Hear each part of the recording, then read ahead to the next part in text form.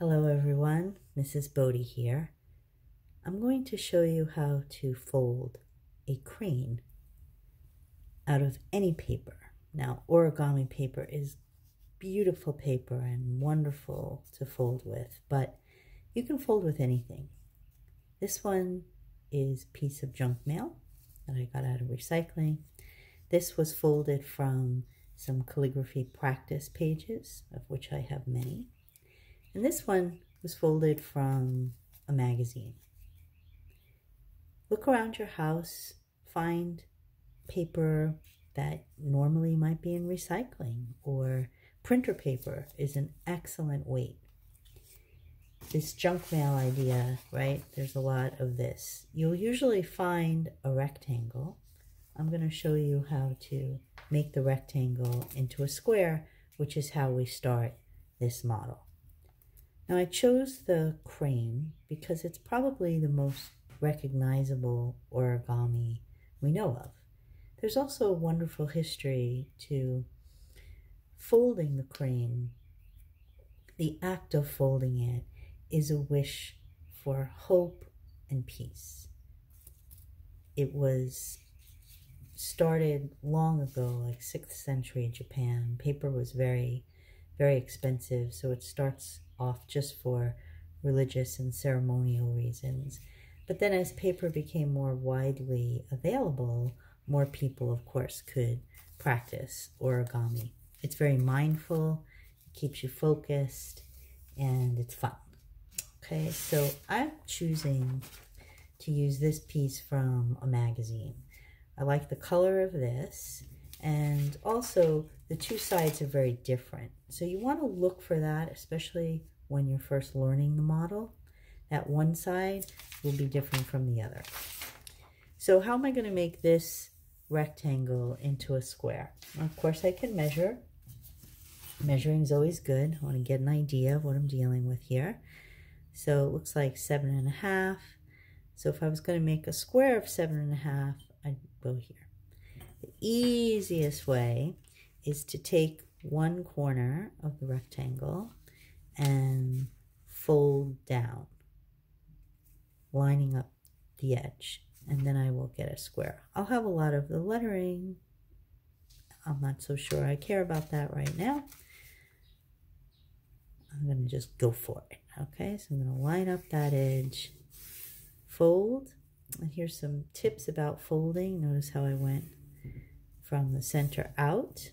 Okay, I'll be showing you that in a minute. Now I'm going to tear it along a ruler. That's my favorite way. Of course, you can use scissors, have them handy. Okay, so now I want to open it up, and I want to start on what's called the colored side. So the side that I want showing is the side I want to start on. And luckily, it starts with folding a triangle, which I already have, but I'll fold it again. I also want to point out things like popsicle stick that can really help press out your fold. There's a tool called a bone folder. It's very nice to have. It's very smooth. So if you find yourself really loving origami, you could put this on a list for someone to buy that for you. You could buy it for yourself. But you could also use pen or pencil. It's just about pressing out the fold. Okay, so that's my first fold. Now I'm going to open it, and I'm going to fold another triangle in the opposite direction.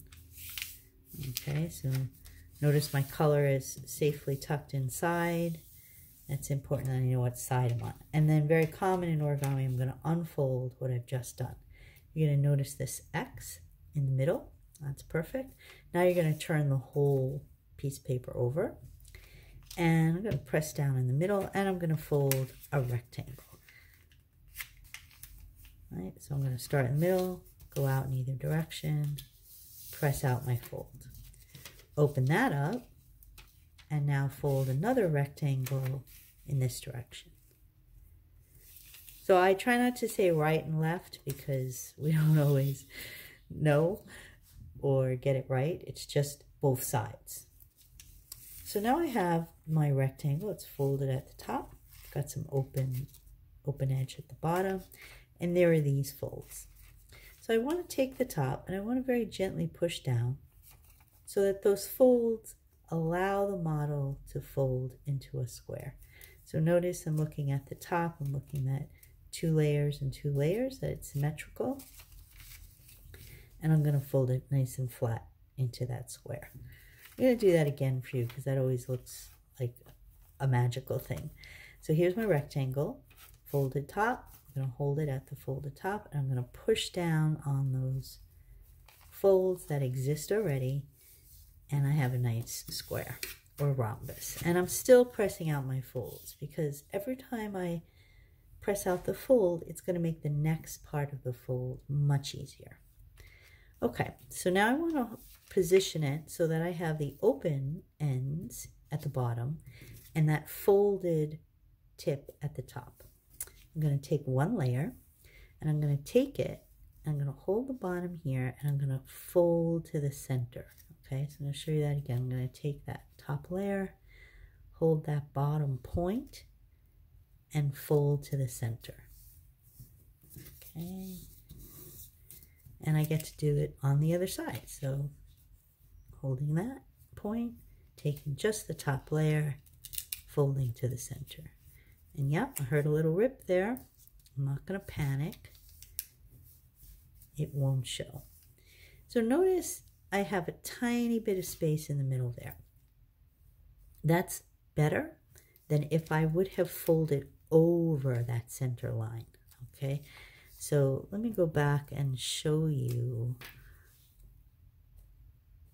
It's there, it's folded. When you're making the model, you're going to see it more clearly. So it took it one side, fold to the center, other side, fold to the center. Press nice and flat.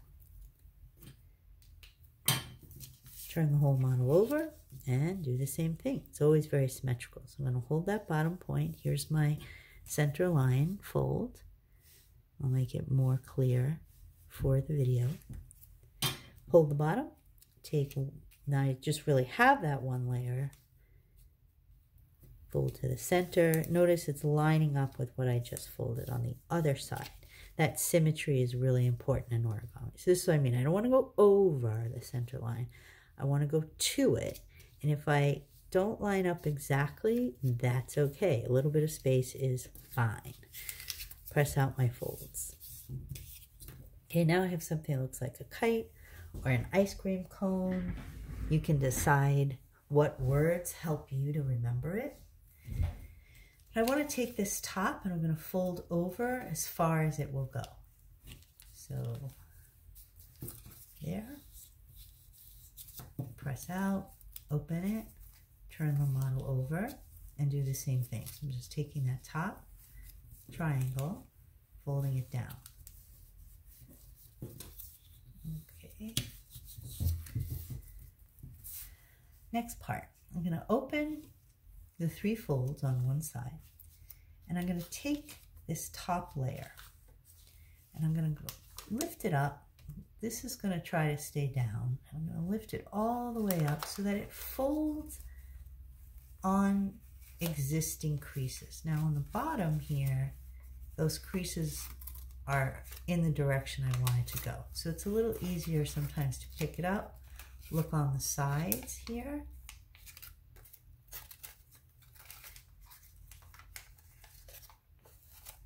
And fold that. Here's the existing fold again, up here. So I'm taking it slowly. I'm not trying to fold the whole thing at once. Okay. And now I have a very elongated, rhombus. Press out my folds. That's not exact. I'm not going to worry about it. So you get to see the whole thing again. Turn it over. I'm going to open the folds. I'm going to pick up this top layer and go up as far as I can, and the folds start to fold in on their own. I have to sometimes help them along. Look to the sides.